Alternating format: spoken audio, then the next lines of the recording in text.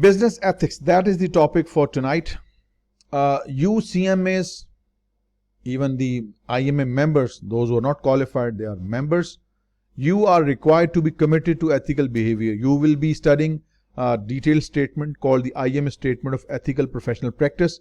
There are 4 standards which you are supposed to follow in true letter and spirits.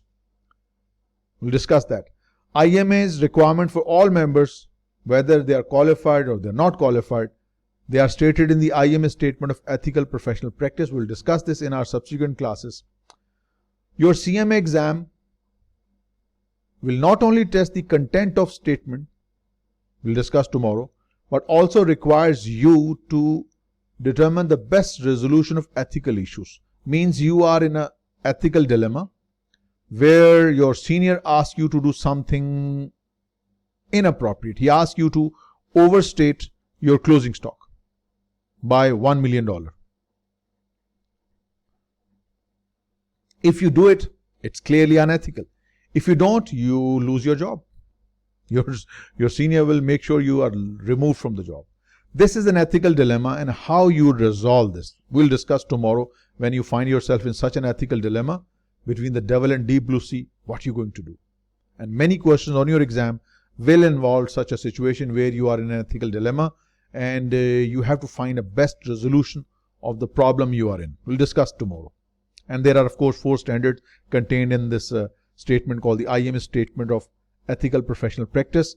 Those 4 standards must be learnt by heart. Ratta.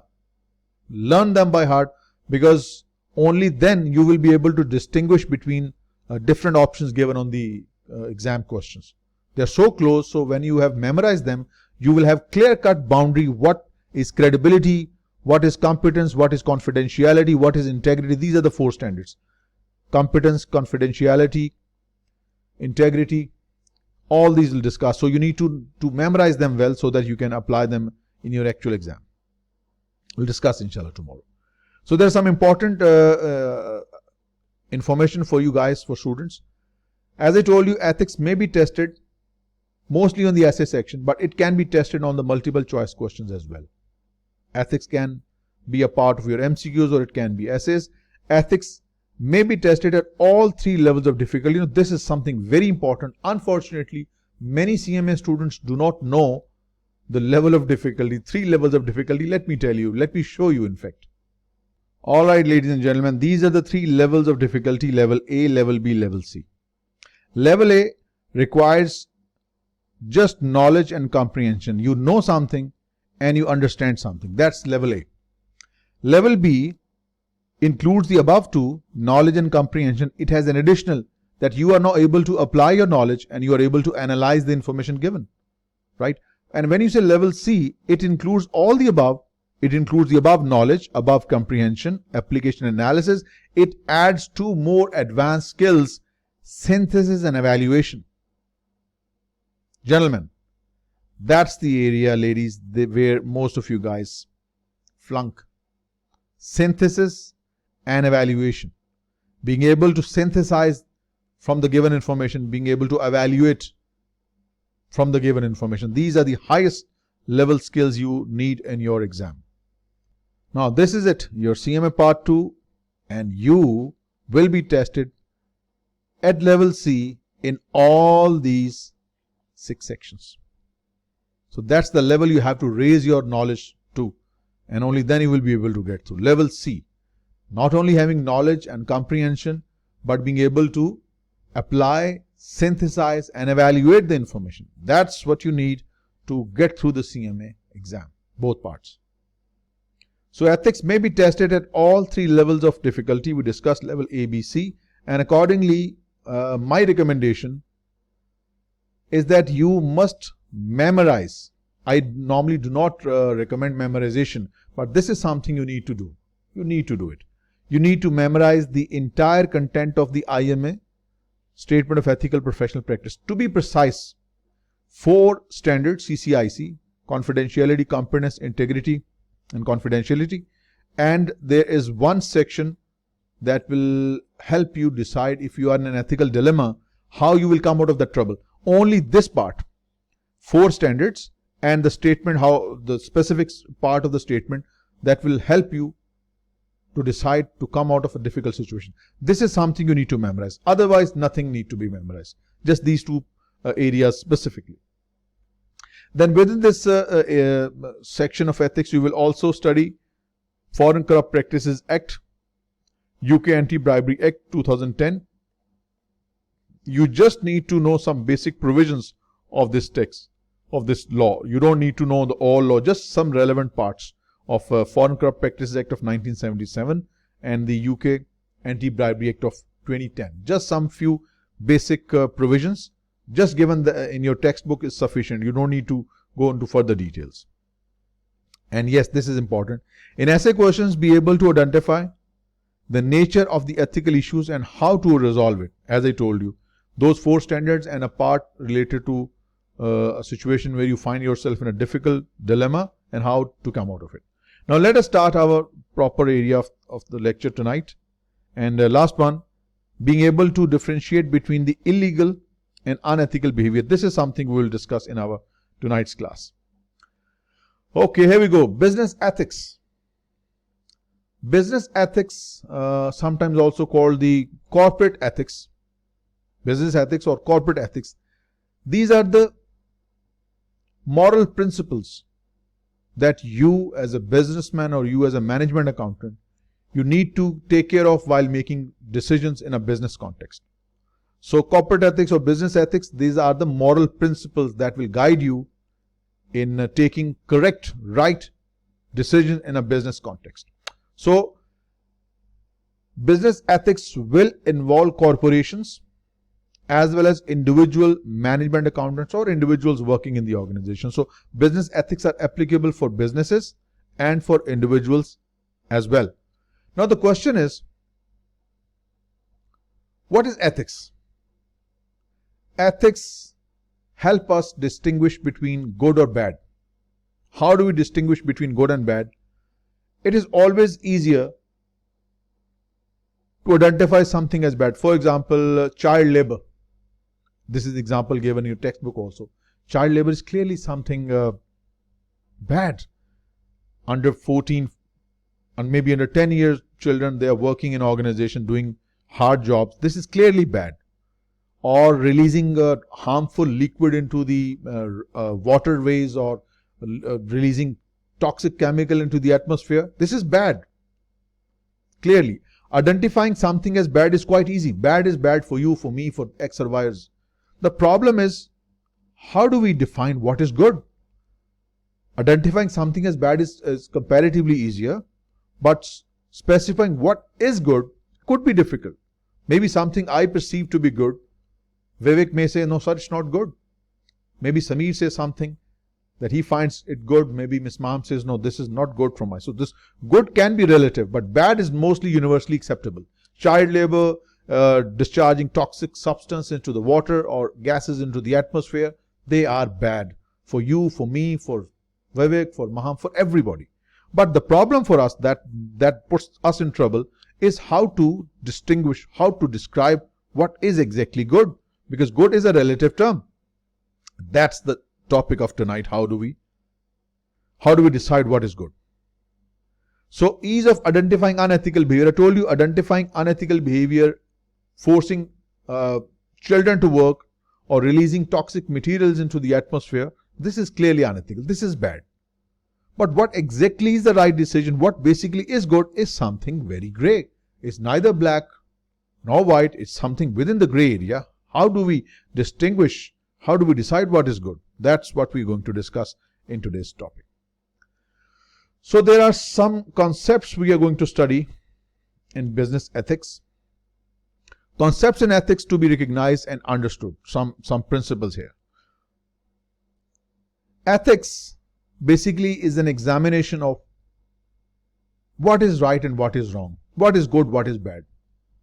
When you say ethics, it's simply examination of what is right, what is good, what is wrong, what is bad. So distinction between right and wrong, distinction between good and bad, that's the what you call ethics. Philosophical examination, what is right, what is wrong, what is good, what is bad. And again, remember, ethics are not generally universally accepted. Maybe what is ethically correct here in Pakistan may not be correct elsewhere. So this is, remember, ethics are highly relativistic.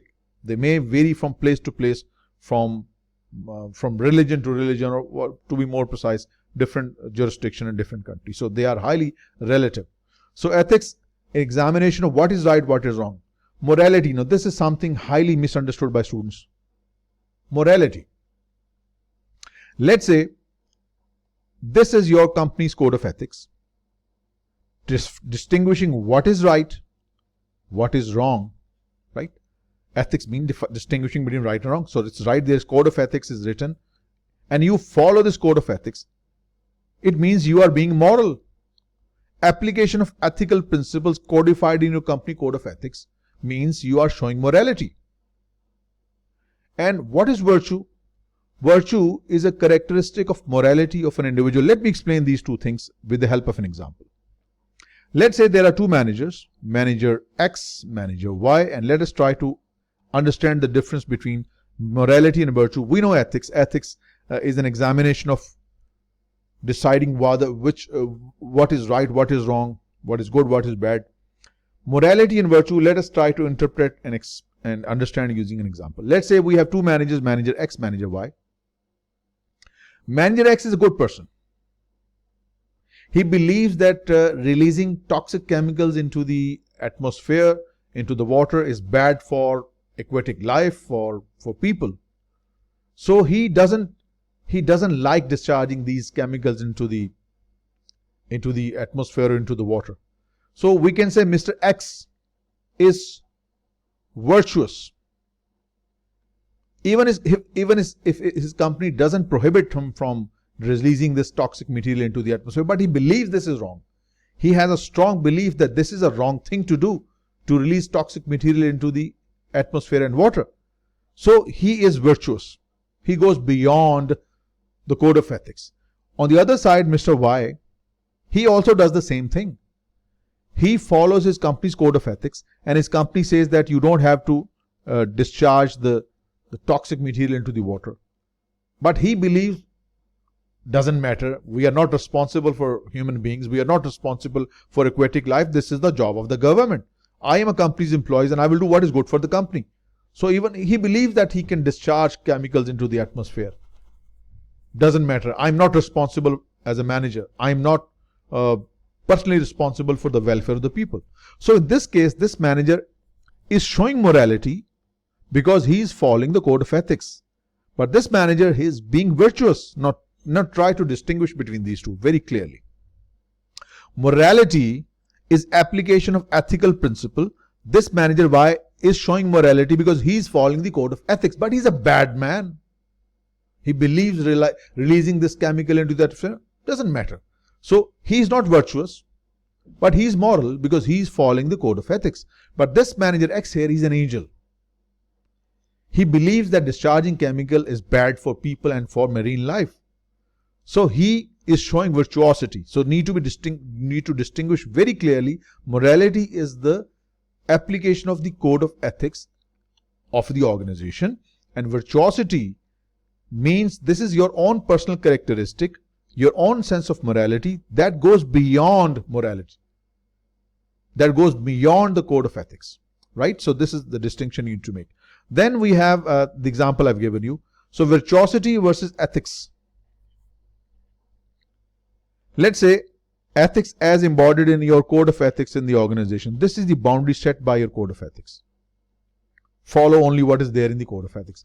But you go beyond this limit to create welfare, to create happiness, or to create goodness in the society we are living in. So just going beyond what code of ethics require you.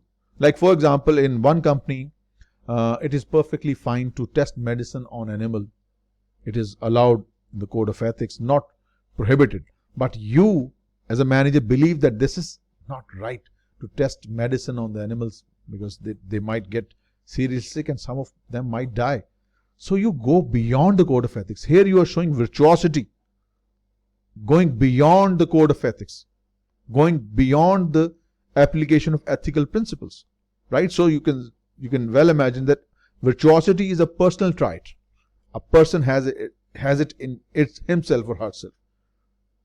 Going beyond the law, going beyond the code of ethics, to be nice to the people around you, to the environment around you, right? Okay, now there are certain moral philosophies we'll discuss. Moral philosophy that will help us distinguish between right and wrong. So far we have learned three important things. First, ethics, what is right and wrong, and we will use these moral philosophies to determine what is right and wrong. Then we discussed morality, moral, that is following the code of ethics, and virtuosity, going beyond moral code of ethics, following your own heart in doing something good. That's virtuosity.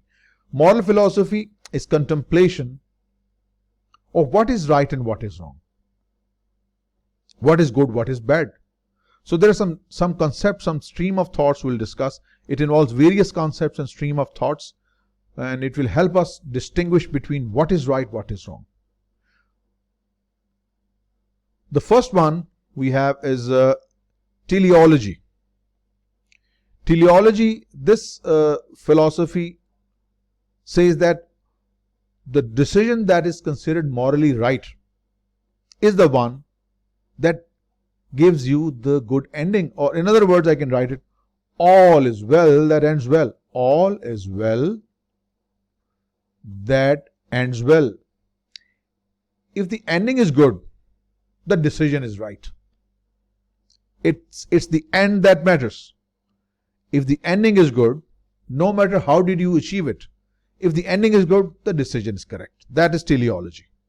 The end goal, the end matters the most, right? So the decision, whether something is right or wrong, look at the end. What happened in the end? All is well that ends well. So if the end is good, it means the decision was right. That's one philosophy called teleology. So the focus is on the consequence of action. What happened at the end? That's what matters. Not how did you do it. Right? Then within teleology, within this, we have a concept, a philosophy called utilitarianism. Utilitarianism says that whatever you do, good or bad, if it has created greater good for the greater number of people, it's the right decision. Greatest good for greatest number of people. Like, think of Robin Hood. Robin Hood used to steal rich people, few rich people, and used to distribute that loot among the poor. That is utilitarianism. I believe in it. Loot the rich and distribute that loot amongst the poor. Utilitarianism, greatest good for the greatest number of people. Let's say there were just 10 rich people and you looted them and distributed that loot among thousands of poor people. See, greatest good for the greatest number of people. What did you do? How did you do? Just look at what happened at the end. You were able to make 100,000 people happy. See, so this is the morally right decision because it has resulted in greatest good for the greatest number of people. Good or bad, I'm telling you something, I'm saying good from, correct from my side, good from my side. You may disagree and you can have a different argument. Yes. So utilitarianism is an application of teleology. Morally right decision is the one that generates the greatest happiness for the greatest number of people. If you're able to make more people happy than the people you made sad, you have taken the right decision. Right? Utilitarianism, remember, all is well that ends well for greater number of people. There is a difference, slight difference between teleology focuses only the end that matters the most. And if that ends generates the greatest good for the greatest number of people, the welfare for a larger number of people, then we call it utilitarianism. We'll explain the idea as we go along. Then the next concept is deontology. The word deontology has been driven from the word duty. This is totally opposite to what we have done.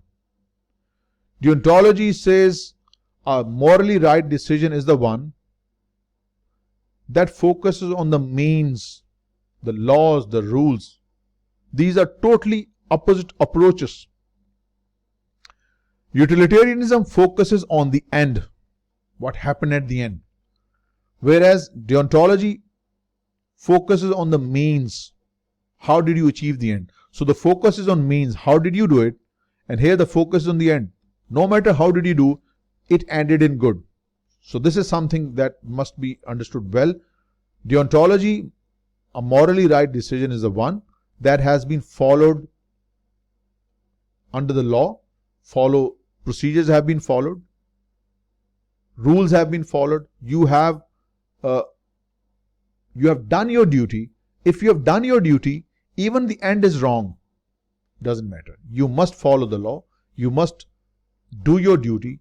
Doesn't matter what the end is. But here, no matter how did you do it, if the end is good, good. So these are two extreme approaches to, you can say, to ethics. Here the focus is on the end. Here is the focus on the means.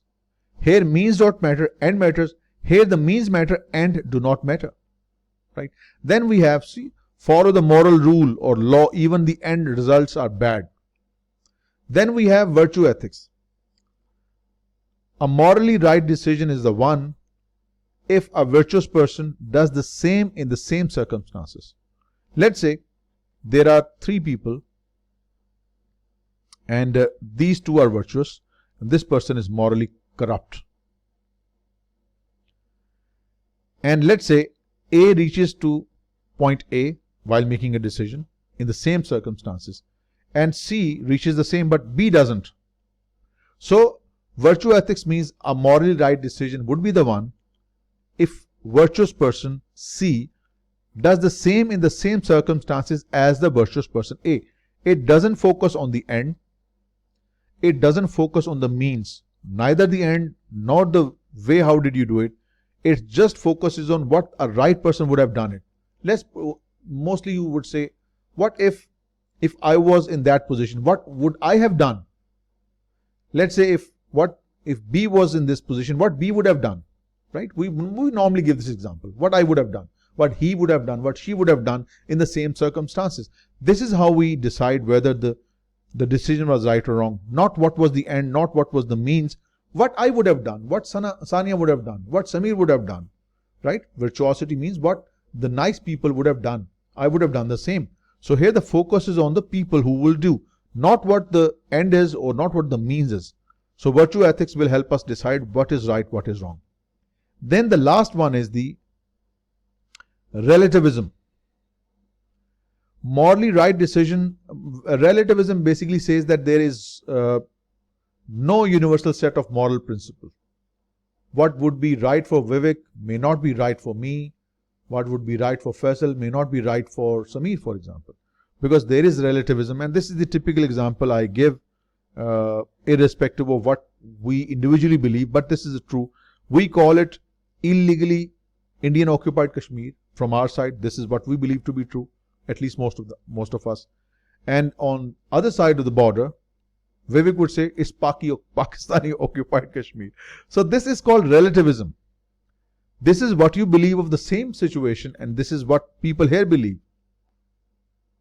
Right? This is called relativism, based on belief and value system of a particular group of people in a particular place.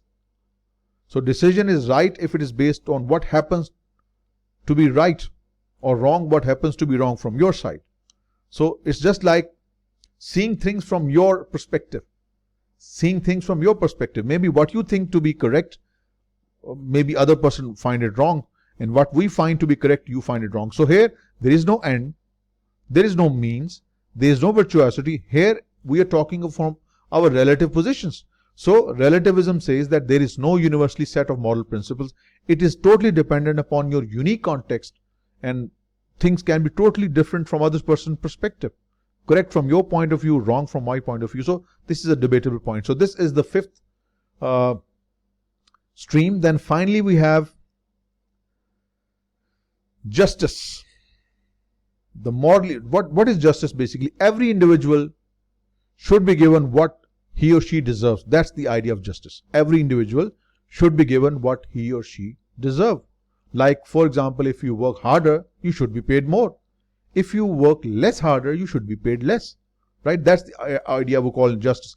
Equal should be treated equally, unequal should be treated unequally. That's the idea of justice. Every individual will get what he or she deserves. That one what deserves. So justice could be used in different ways within this society. There are four sub categories of justice. Social justice. Social justice for all means everybody deserves equal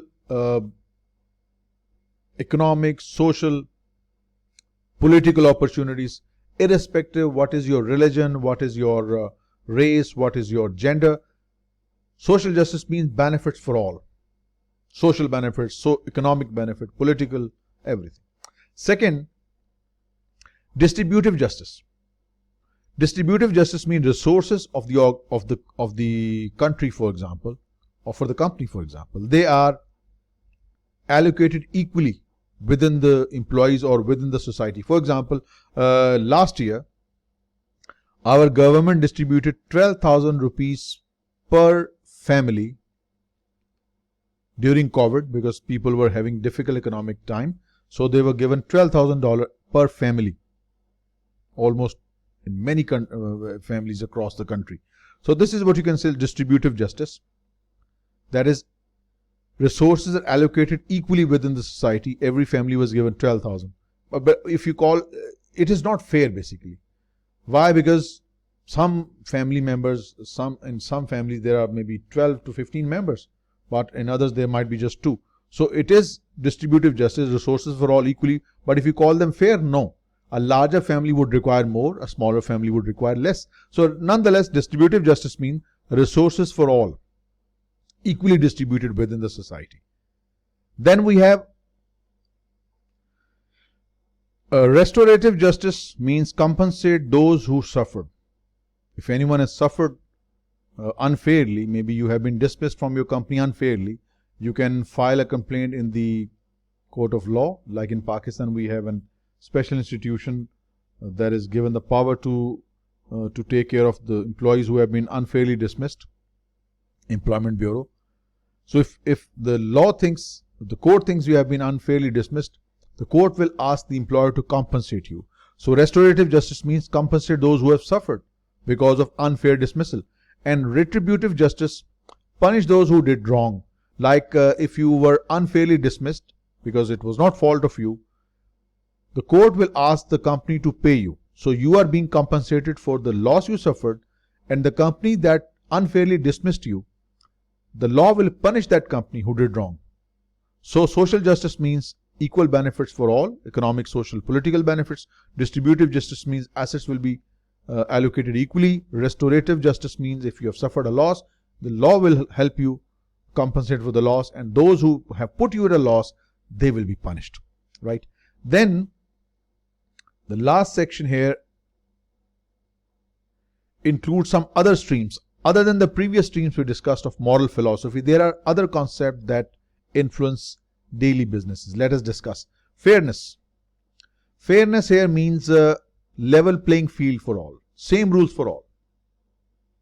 Same standards, same rules. Fairness means applying the same rules, same standards, same criteria in same situations. We should not be biased. We should not be partial. We should be impartial. Integrity. Integrity, see, every person has a moral compass. I know myself. I have someone inside me who tells me what is right, what is wrong.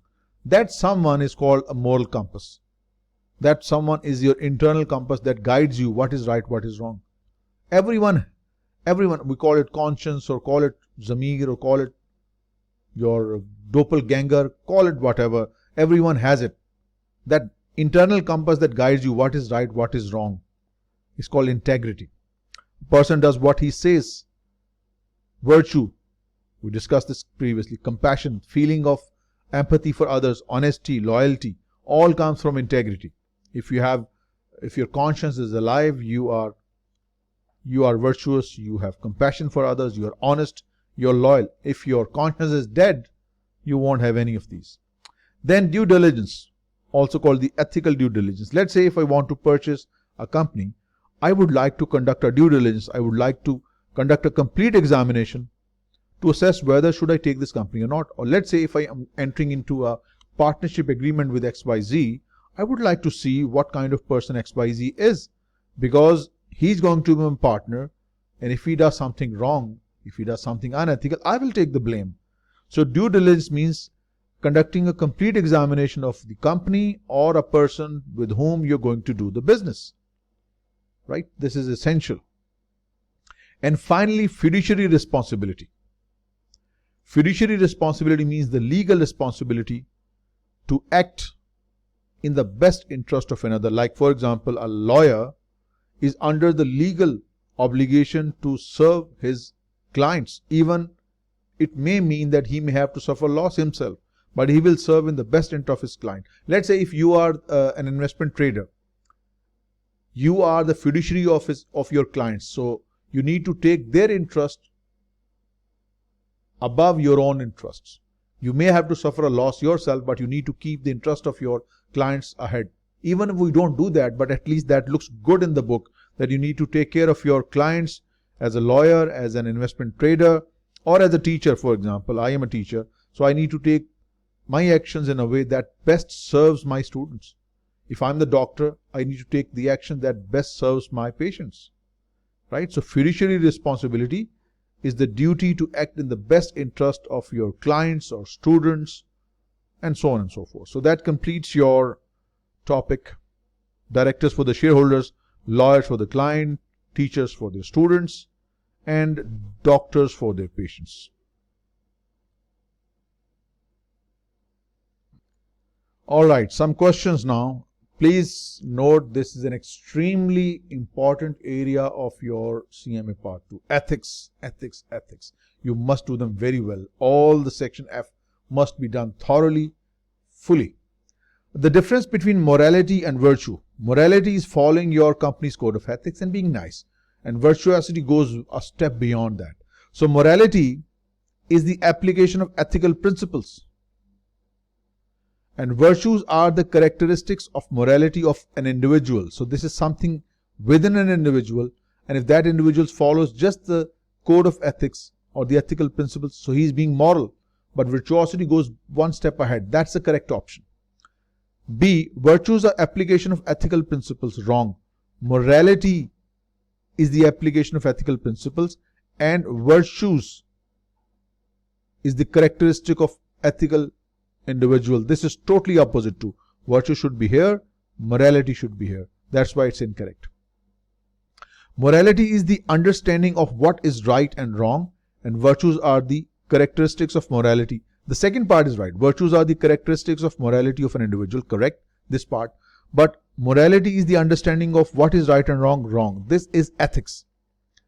If you just replace morality with ethics, ethics is the understanding of what is right and wrong. And virtues are the correct. Second part is fine. Virtues are the characteristic of morality of an individual. Last one. Morality and virtues are synonymous and can be used interchangeably. No, they are not. This is morality, application of ethical principle, and this is virtue. Virtues are the characteristic of morality of an individual. You have to be very, very clear on these terms. Do every question, do every option in detail, and convince yourself why the right is right and why the wrong is wrong. A is correct. Then, to which branch of the moral philosophy emphasizes the outcome of the decision in terms of the greatest good for the greatest number of people? Greatest good for the greatest number of people, this comes under utilitarianism. Utilitarianism focuses on outcomes that are create the greatest good for the greatest number of people. This is the correct option. Why not the others? We should know. Teleology, this is a kind of utilitarianism, but this is a general term that focuses on the end. End should be good. End determines whether the decision was right or wrong. But if the end results in happiness, welfare for larger number of people, then this teleology it becomes utilitarianism. Deontology, focusing only on duty. Just do the right thing. Don't worry about the end. Do the right thing. That's deontology. And virtue ethics, The decision of the virtuous person would matter irrespective what the end is, irrespective what the means are. What a virtuous person does, that's the right thing. So this is not what we're looking for. We're looking for the decision that gives the greatest good to the greatest number of people, and that would be A, utilitarianism. Hence A is your right answer. Next, relativism. Relativism is the branch of moral philosophy that regards the moral good as derived from the outcome of an action or decision. Outcome of an action or decision. If you're focusing on the end result, then you're talking about utilitarianism or teleology. Relativism is the branch of moral philosophy that denies the existence of universal moral principle. Absolutely right. Relativism says there is no universal moral principle. What is right and wrong depends upon the specific context you are in. It's a correct option. It's a correct option. What about C? Asserts what is good derives from the action or decision itself regardless of the outcome. That is deontology. Deontology focuses on the legal action, the decision, the means. They must be correct. Do not worry about the outcome. Teleology and deontology, they are in the opposite extremes. And lastly, everyone should receive what is deserved. That is justice. That is justice. So clearly we are looking for relativism, and B perfectly contains relativism. So we got our answer. That was B. Next. How do teleology and utilitarianism differ? This is a good question because they are from the same source. Teleology focuses on the outcome in general. It focuses on the outcome and the end result, but it focuses it in general. Whereas utilitarianism, greatest good for the greatest number of people, it focuses on the greater good as an outcome. That's the exact description. That's right. Do not jump to the next question unless you convince yourself. Why not BCD? B. Teleology focuses on the outcome in general. Up to this point is fine. Fine, perfect. Utilitarianism focuses on what a virtuous person would do. Wrong. This one is basically virtue ethics. Wrong. C. Teleology judges an action itself. No. Teleology focuses on the outcome. Utilitarianism focuses on the greatest good as an outcome. This part is right. So see, this is what happens with you guys on your exam. You just look one part of the picture and you think that the whole statement is correct, but it is not. This part is fine, but this is wrong. See, this is how the examiner mixes the correct and incorrect parts in a single statement, and that's where you get seriously confused. And that is why you need to do section F very, very, very well. Teleology judges an action itself. No, it doesn't. It focuses on the outcome. I'm going to reject the whole option just because of this part only. Even the rest of the statement is correct. A is the right answer. Now this is a good one. In country X, government officials are expected to be paid reasonable amounts of facilitation performance of routine services. In certain countries, it is perfectly fine. Government officials are expected to be paid reasonable amounts to facilitate performance of routine services. Rishwat is perfectly fine in this country. Now, an example is a payment to expedite issuance of a license to operate an import-export business. If you want to get a license, you may have to pay a certain amount of money out of the books to some government official, and it is considered perfectly fine in country X. These facilitation payments are routinely made even by applicants that meet all the legal requirements, including payment of statutory fee. This Rishwat is legally fine in this country. Keep that in mind. In country X, such payments are regarded as ethical. In country Z, such payments are regarded as unethical and illegal. The differing ethical judgments of facilitation payments are both most likely to be considered correct under which branch of moral philosophy? Absolutely, relativism. In country X, perfectly fine. In country Y, it is perfectly not fine. So both are right. They are right. We are right. So this is done under relativism. Both are correct under relativism because relativism says There is no universal ethical principle, right? No universal good or bad. Good or bad is from the particular context you are talking about. Here, with respect to country X, it's perfectly fine. With us, not fine. And we are both right in our specific contexts. Just like the example I gave you, and Vivek was smiling, POK and IIOK. So we are both right and we are both wrong. So this is relativism.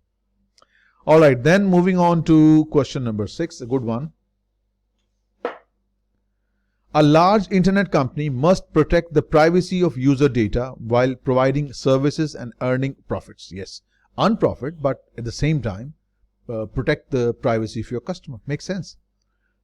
A maximizes profits and customer satisfaction with the services while providing minimal security for the customer data. Option B, okay, now we have two options. I missed this part. Option A maximizes profits and customer satisfaction with services while providing minimal security for customer data. Option B will result in lower profits and customer satisfaction with maximum security for users' data. So it's a trade-off. A cost-benefit analysis quantifies profits, customer satisfaction, and the losses from breaches of data security. This analysis indicates that option A is preferable.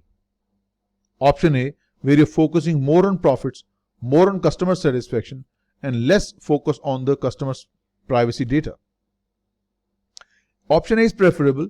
The company's adoption of this approach is most likely consistent with which branch of moral philosophy? End result, yes, but since we are talking about a sizable community, sizable customers who must be satisfied, at the same time providing profit to our shareholders. So here the focus is the greatest good to the greatest number of people, right? Teleology and utilitarianism are often confused. Here the focus is on the end, but in general terms. But when we say greatest good for the greatest number of people, we are talking about the utilitarianism. So this clearly is focusing towards utilitarianism because we want to maximize our profit because lots of shareholders will get benefit. At the same time, we want to maximize our customer satisfaction so the customers feel happy. So the focus is to create greatest happiness for the greatest number of people. So without doubt, it's going to be utilitarianism, and that's going to be your option D. Next, the branch of moral philosophy in which what is good or right derives from the action itself. Action itself, the sense of duty. If you are a policeman, you will focus on the law, irrespective whether a person gets killed or not. So this clearly is deontology. Focus is on the duty, do the thing right, whether the end results are bad.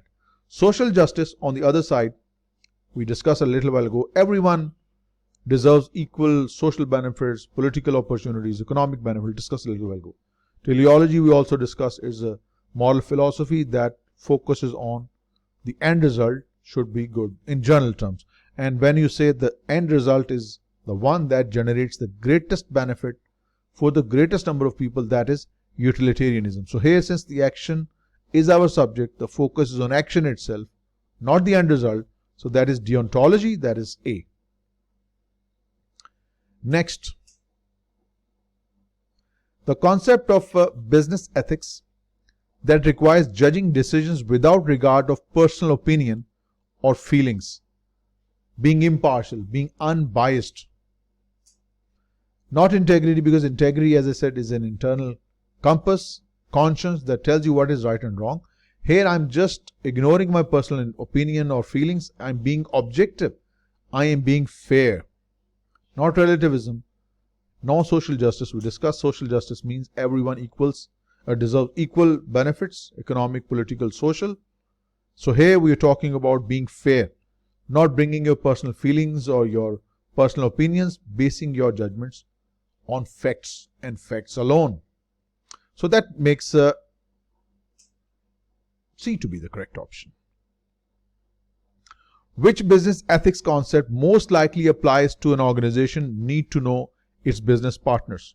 You need to know your business partner. You just can't start business with XYZ. You need to know that they are ethical, because once you are into a contract with them, and if they do something unethical, you will be booked and blamed. So this clearly is ethical due diligence. Teleology, all is well that ends well. Fairness means a decision that doesn't involve your personal feeling, personal opinion, decisions based upon facts, being impartial, being unbiased.